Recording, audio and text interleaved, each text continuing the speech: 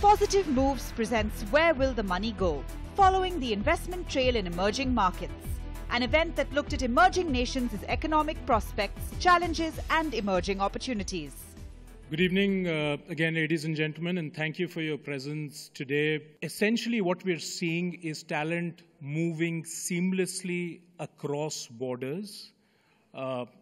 Indian talent has been a very significant success story. Possibly, India is the only market which one could say is surplus to a certain extent on leadership and exports a lot of leadership. In our journey thus far, we came across an Indonesia 7 years ago, which had the fourth largest population in the world, phenomenal amount of poverty, massive corruption, significant earthquakes, but was a short recipe for growth. Today, we see that possibly being one of the most active markets as far as capital, financial, and human goes. Turkey, we saw as a market, was adding the highest number of megawatts in terms of energy anywhere in the world. Again, a predictor to us of potential growth. Australia had a very significant two-paced economy with at one stage $500 billion being poured in as FDI. Fascinating, but highly dependent on resources and, as I said, two-paced.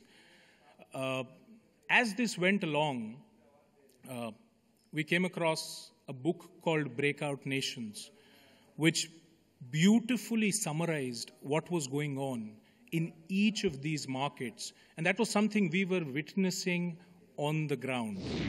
Chairing the event was D. Shivakumar, Senior Vice President and Managing Director, India, Middle East and Africa region, Nokia, who set the tone for the evening, talking about what the new normal insofar as India and emerging markets are concerned. All my life I've worked in emerging markets and currently cover a number of countries in emerging markets. So my experience and what I have really seen is what I'm going to discuss here today. First, there is no definition of an emerging market. Okay?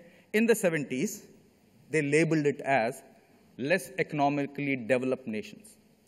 In the 80s, they called it emerging markets. In the 90s, Jim O'Neill of Goldman Sachs called it BRIC. But the beauty is, whichever country you go to, especially in Africa and Far East, everybody wants to be an emerging market. So there is a nice tag to it, even though there is no proper definition to it. So any government official you meet in the whole of Africa, he says, we are an emerging market. So somewhere, being an emerging market is seen as a ticket to something. The second question, why are emerging markets important to companies, specifically multinational companies? The biggest one is access. Market access is the reason a number of people are chasing emerging markets, because a number of these markets today are closed to a number of things.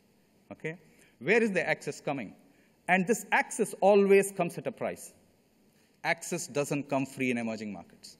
The Western companies and the financial markets expect predictability.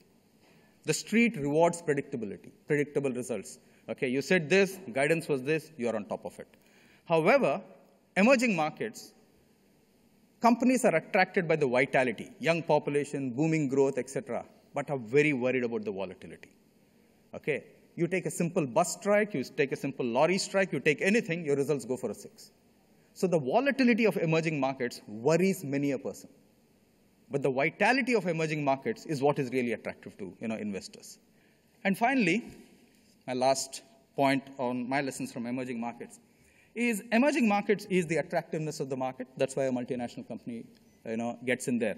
But I think the company in that country also needs to ask some very important questions. Why does this company in this country matter to the global corporation?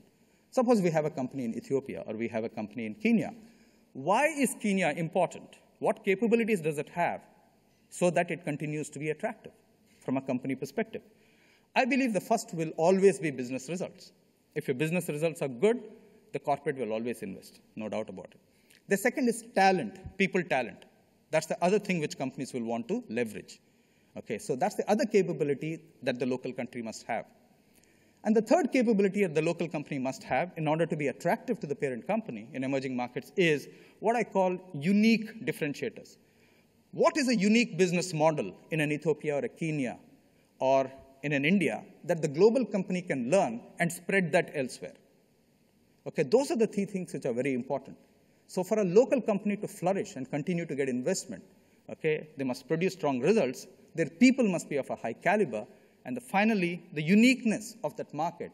How can they leverage those learnings as a company in many other markets so that that company is more successful?